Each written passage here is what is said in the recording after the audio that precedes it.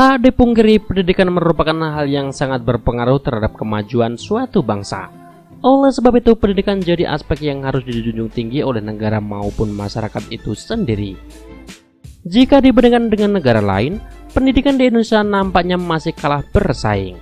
Nah, di sini kita bakal mengulas 7 faktor yang membuat pendidikan Indonesia tidak maju. Simak videonya sampai habis.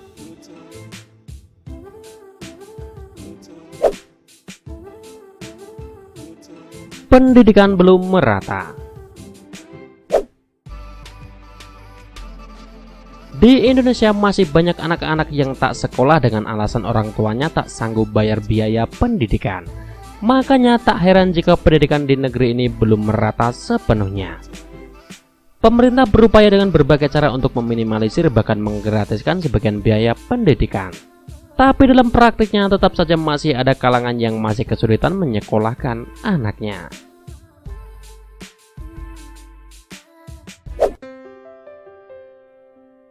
Kurang sarana pendidikan. Sarana pendidikan dapat mempengaruhi kenyamanan belajar mengajar.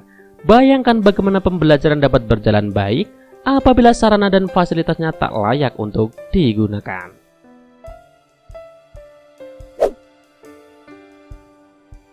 Kesadaran masyarakat akan pendidikan masih rendah. Alasan ini bisa dibilang paling penting.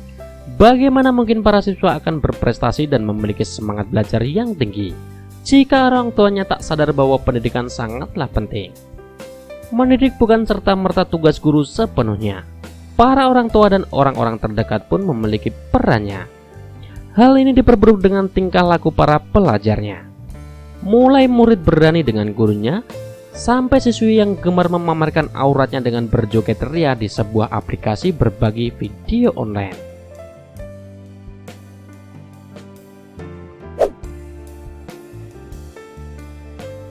Undang-Undang Dasar Pendidikan.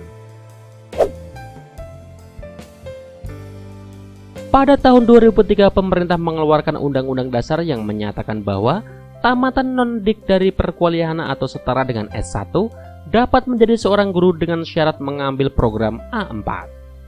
Efek dari undang-undang tersebut berpengaruh terhadap kualitas sang guru. Guru yang punya basis pendidikan dapat mengetahui dengan tepat bagaimana cara mengajar yang efektif dan maksimal. Sementara guru non-pendidikan biasanya lebih mendalami jurusan yang diambil, bukan mendalami bagaimana cara mengajar murid yang benar.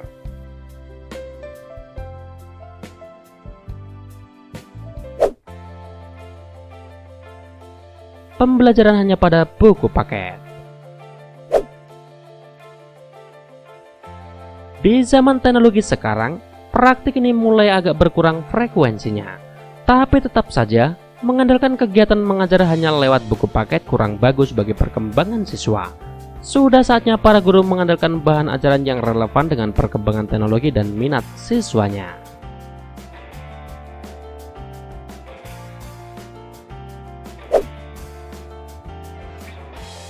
Kesejahteraan guru masih rendah. Bagaimana pendidikan bisa maju apabila sampai saat ini masih banyak guru honorer yang mendapatkan gaji per bulan jauh dari kata cukup? Banyak guru yang setia mengajar bertahun-tahun tapi belum diangkat menjadi pegawai negeri sipil. Hal ini dapat menyebabkan mereka harus mencari sampingan untuk memenuhi kebutuhan kehidupan.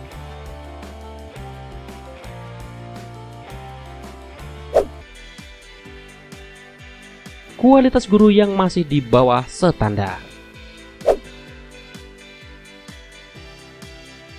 Kualitas seorang guru tentu mempengaruhi kualitas siswa didiknya. Jika kualitas guru kurang, bisa dibayangkan seperti apa jadinya wajah bangsa ini. Itulah yang terjadi di berbagai daerah di Indonesia.